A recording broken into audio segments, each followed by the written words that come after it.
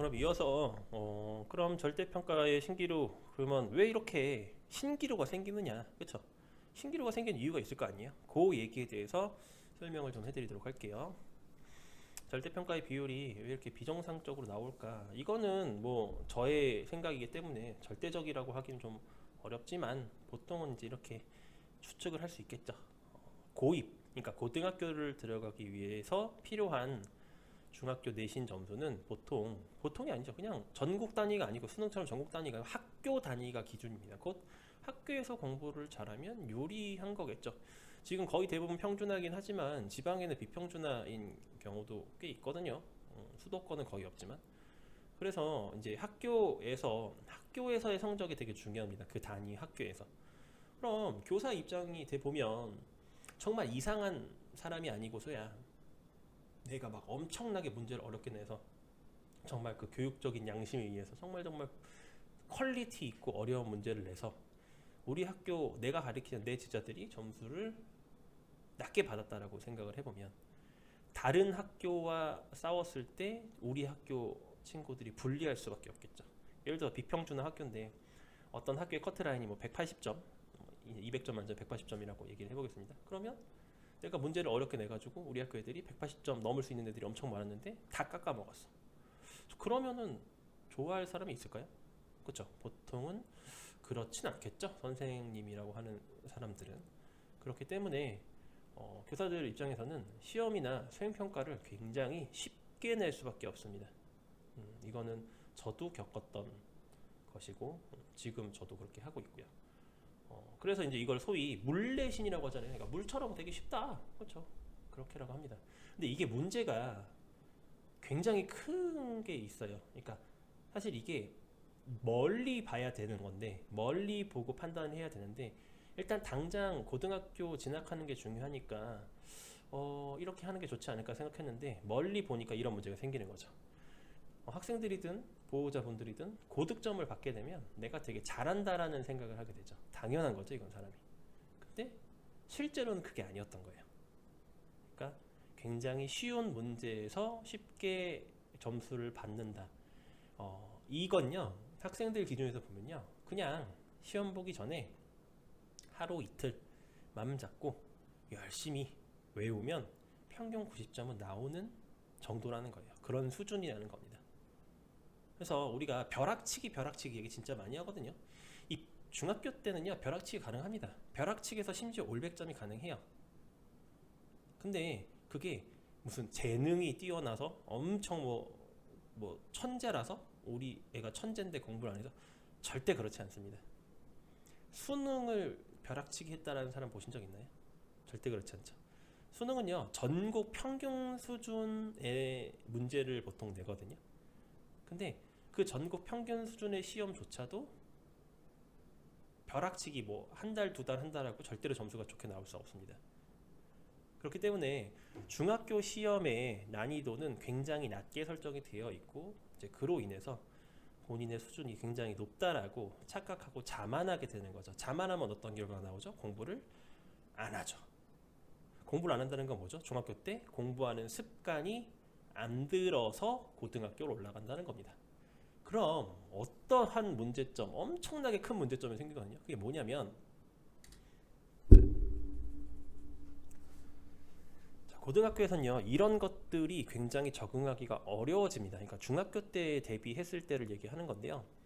먼 점수, 그러니까 90점, 100점 이런 점수에 익숙해져 있는 학생들이 고등학교에 가면은 일단 점수가 확 떨어지게 됩니다. 필연적으로. 정말 잘하는 학생들은 거기 가서도 조차 100점을 받겠죠. 근데 그런 학생들은 정말 드물고요. 학교에 한두 명, 한 명, 두 명. 원점수는 더 이상 참고가 되지 않습니다. 그러니까 이게 사람이 기분에 따라서 이게 되게 달라지잖아요. 시험 채점을 할 때 다 동그라미 치고 가끔씩 이 오답 한두 개 있어서 뭐 95점, 97점 이렇게 받으면 기분이 좋잖아요, 사실. 그렇죠? 근데 고등학교에 가서 시험을 보면 비가 옵니다. 쫙. 근데 사실 등수는 크게 바뀌지 않거든요. 왜냐면 어려우면 다 어렵고 쉬우면 다 쉬우니까. 근데 원점수에 익숙해져 있던 친구들이 점수 자체가 내려가게 되면 되게 자신감이 없어져요. 나 90점짜리 학생이었는데 나 40점, 50점 받네? 근데 그 학교의 시험이 어려워서 평균이 뭐 30점이야. 그러면 40점, 50점 잘하는 거잖아요. 근데 그거를 잘 모르죠. 그래서 이제 원점수는 더 이상 참고가 되지 않는다라는 겁니다. 그래서 등수가 굉장히 중요하다라는 것, 그러니까 남보다 잘하는 게 얼마나 힘들고 어려운 것인지 처음으로 이제 느끼게 되고요. 그리고 우리나라는 교육과정상 10 플러스 2학년제거든요. 그러니까 초등학교 1학년부터 고등학교 1학년까지 총 10년 이 공통 과정이고요. 그래서 고등학교 1학년은 공통 수학, 공통 과학이라고요. 이제 나머지 2년, 2학년, 고등학교 2학년, 3학년 때는 심화 과정으로 해가지고 본인이 선택한 그런 것을 하게 됐는데, 아무래도 맨 마지막에 있는 교육 과정이다 보니까 중학교 때 비해서 난이도가 올라가는 건 필연적이죠. 어쩔 수가 없는 거죠. 심화가 뭐예요? 엄청 어렵다는 소리잖아요, 그렇죠? 그렇기 때문에 난이도가 올라가는데, 보통 중학교는 6교시, 길어야 7교시, 1시간당 45분 그렇게 수업을 진행을 하는데, 고등학교 가면 5분씩 늘어나고 학교에 있는 시간이 아무래도 늘어나게 됩니다. 그리고 수업조차도 이게 학교마다 다르긴 하겠지만 자율학습을 아무래도 많이 하게 되거든요. 시스템상. 그래서 중학교 때는 자율학습을 하게 보통 내버려 두는 경우는 거의 없어요. 뭐 시험 보기 전, 뭐 진도 맞춘다든지 이럴 때, 애매할 때 빼고는 거의 그러진 않는데요. 고등학교는 자율학습이 많다 보니까 혼자 공부를 하라고 냅뒀는데 어떻게 하는지를 보통 모릅니다. 뭐 이거 잠깐 했다가 저거 했다가 막 정신없이 하는 친구들도 있고, 뭘 해야 될지 몰라가지고 멍 때리는 친구들도 있고, 그게 자유시간이라고 생각해서 막 그 시간을 노는 친구들도 있고요. 그래서 처음으로 본인의 시간인데 본인의 시간을 관리해야 되는 필요성이 생겨요. 근데 그걸 모르죠. 그게 굉장히 위험한 겁니다. 자, 네 번째, 이건 이제 양적인 측면과도 마찬가지고요. 2번 같은 경우 이제 어려운 난이도였다면 4번은 양적인 측면이죠. 중학교 때까지는 수행 포함해서 내신 공부만 하면 되잖아요. 그렇죠? 그냥 수업 듣고 문제 풀고 외우고 이러면 되잖아요. 근데 이제 뒤에서 설명을 해드리겠지만 고등학교는 종합적으로 뭔가 해야 될 필요가 있습니다. 물론 전략에 따라서 특정한 부분은 포기하는 경우도 있겠지만, 그래도 어쨌든 대부분은 처음에 들어와서 내신도 좀 열심히 해야 되고 당연히, 그리고 학교 생활도 좀 하고 싶고, 중학교 때에 비해서 아무래도 상대적으로 좀 자유로운 활동들이 있으니까. 거기다가 이제 제일 무거운 건 수능이죠. 수능이 점점점 비중이 높아짐에 따라 어떤 식으로 대학을 가도 수능을 꼭 봐야 하는, 수능 점수가 중요해지는 그런 시스템이거든요, 현재. 그렇기 때문에 그냥 마냥 시간 있는 만큼 공부하면은 두 마리 토끼를 다 놓칠 가능성이 굉장히 높습니다. 이건 이제 뒤에 가서 설명을 드리겠지만, 그래서 선택과 집중이 굉장히 필요해요. 그냥 소위 얘기하는 그냥 공부만 해서 점수 나와서 가는 시대는 이미 진작에 끝났다라고 보시면 좋습니다. 물론 그렇게도 가능하죠.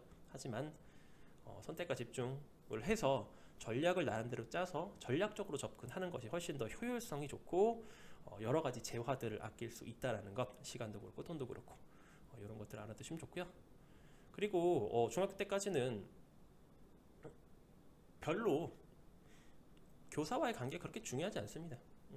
실제로 중학교에서의 아이들과의 관계, 고등학교에서의 아이들 관계, 사람마다 다르겠지만 중학교는 중학교 교사가 학생들을 제재하거나 뭔가 지도할 수 있는 방법은 거의 없어요. 그냥 좋은 말, 지도, 그러니까 진정한 의미의 훈육이요, 훈육. 그러니까 좋은 말로써, 좋은 본보기로서 보여주는 이런 것들이고, 그러다 보니까 학생들이 그렇게 막 이렇게 교사와의 관계를 그렇게 중요하게 생각하지는 않습니다. 실제로 그렇고요.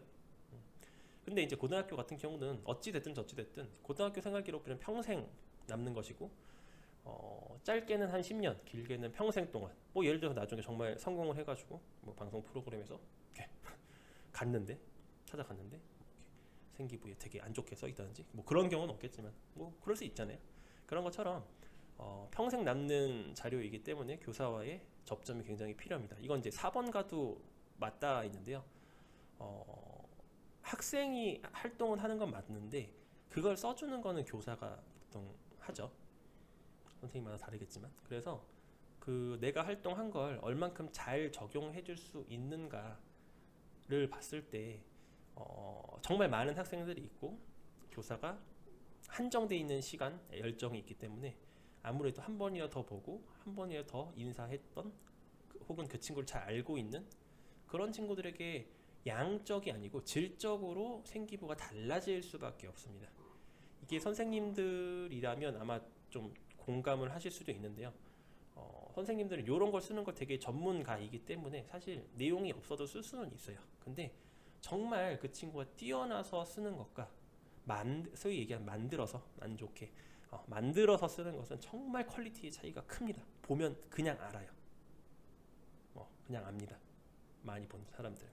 그렇기 때문에 기본적인 생활 태도, 그리고 아주 기본적인 인사, 밝은 표정, 깨끗한 용모, 이런 이미지 관리는 아주 필요해진다 라는 것도 염두에 두시면 좋겠습니다. 그래서 이런 것들이 한 번에 통합적으로 이렇게 막 오기 때문에 학생들의 입장에선 마치 이렇게 그로기 상태에서 두들겨 맞는 것 같은 그런 어려움을 얘기를 하죠. 그래서 보통 중학교 졸업한 친구들이 고등학교 갔다가 이제 스승의 날이나 이렇게 찾아오면 제일 많이 하는 얘기가 중학교 때가 너무 힘들었었는데 지나고 나니까 너무 그때가 행복하고 좋았던 때였어요 라고 얘기를 많이 합니다. 그러니까 그만큼 경쟁이라는 게 한 번에 과부하가 온다라는 게 학생들에겐 굉장히 힘든 시간이 된다라는 것을 학부모님들도 보호자분들도 공감을 해주시길 바라겠습니다. 자, 그러면 이제 학생들이 얼마나 고등학교에 올라가면 힘든 것들이 닥쳐올 건지 다들 아시고 계실 텐데 그럼 그 다음 스텝도 생각을 해야 되는 거잖아요. 제가 지금 이게 고입 가이드, 대학 가이드라기보다는 전체적인 진로 진학 가이드이기 때문에 그건 앞으로는 어떤 것들을 좀 염두에 둬야 하나 해서 일단 짧게는 고입부터 길게는 취업까지가 우리 아이들을 내가 책임지고 케어해야 하는 역할이라고 보통 부모님들이 보시죠. 그러면 이렇게 할 게 많으니까 야 지금부터 막 채찍질 해가면서 열심히 해야지 라고 생각을 하실 수가 있는데 절대로 그러시면 안 됩니다.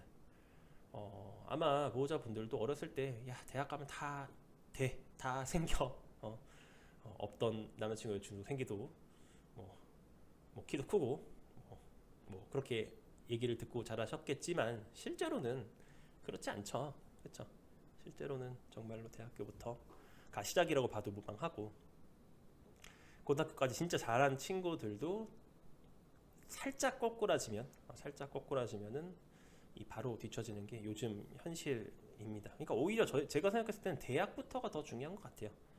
그러니까 대학을 들어가는 것도 물론 취업의 문턱의 라인을 정하는 기준이긴 하지만 만약에 대학교에서 조금 마음을 놓게 되면 오히려 더 힘들어지는 경우들이 많았거든요.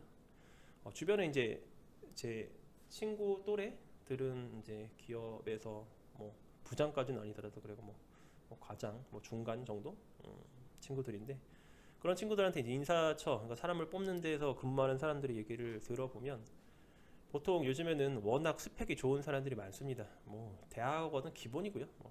대학원 박사, 외국에서 학교 나오고 어디 외국 유명한 기업에서 막 인턴을 하고 그런 사람들이 왜 한국 기업으로 다시 오는지 모를 정도로 정말로 그런 분들을 제외하고는 신입사원 기준이 좀 높아졌다라고는 하지만 보통 스펙을 가지고 있고 보통 사람이라면 남학생 같은 경우는 28에서 30, 30 정말 많아야 한 31, 2 정도. 여학생 같은 경우는 이제 28에서 8 정도입니다. 이걸 이제 학년으로 따져 보면은 졸업을 하고 바로 대학을 가서 졸업을 하고 남는 학생은 이제 군대가 있기 때문에 2년이 플러스 된다라고 치면 보통 졸업하고 2년 정도 안에 기업에서 원하는 스펙을 만들어내야지 남들이 부러워하는, 좋아하는 기업에 취업할 수 있다라고 볼 수가 있거든요. 그래서 지금 우리 애들이 15, 16인데 길게는 30살 이후까지 계속 공부를 하고 나의 실력을 가다듬어야 된다라고 보면 15년 이상이 남았습니다. 그러면 10년 이상 최소한. 그러면 대학만 가라, 어떻게든 서울대 가면 끝난다라고 말씀을 하시면 정말 서울대 가서부터 아무것도 안 하게 되면 죽도 밥도 안 되죠. 오히려 더 화가 나죠. 서울대 갔는데 아무것도 안 되니까. 그렇기 때문에 절대로 보채시 마시고 급하지 마시고 페이스 조절을 옆에서 해주시는 게 굉장히 중요해요. 어떤 친구들은요 본인이 굉장히 이 열정과 마음, 욕심이 강해서 막 무리하게 달리는 친구들이 있습니다. 요즘엔 뭐 여학생뿐만 아니고 남학생들 그런 친구들 꽤 있거든요. 근데 오히려 그런 친구들은 주변에서 좀 약간 말려주셔야 돼요. 그러니까 말린다는 게 공부를 하지 말라는 게 아니고 시간 배분을 좀 효과적으로 도와주신다든지 아니면 좀 상담 같은 걸 통해서 학원 시간이나 학원의 질 같은 것, 이것도 나중에 제가 한 번은 언급을 할 것 같은데, 학원을 오래 다닌다고 잘하는 게 아니잖아요. 학원도 여러 가지 것들을 배우고 거기에서 우리 아이에게 맞는 것들을 가르쳐 줄 수 있는 학원을 고르는 건 제가 봤을 땐 애들보다는 보호자분들의 능력이라고 저는 생각하거든요. 왜냐면 애들은 모를 가능성이 높아서, 공부는 아이들이 하지만. 그래서 그런 부분들도 있기 때문에 좀 페이스 조절, 처음부터 너무 다그치거나 막 달리라는 요구를 하지 않았으면 좋겠다라는 것도 개인적으로 한번 부탁을 드려봅니다.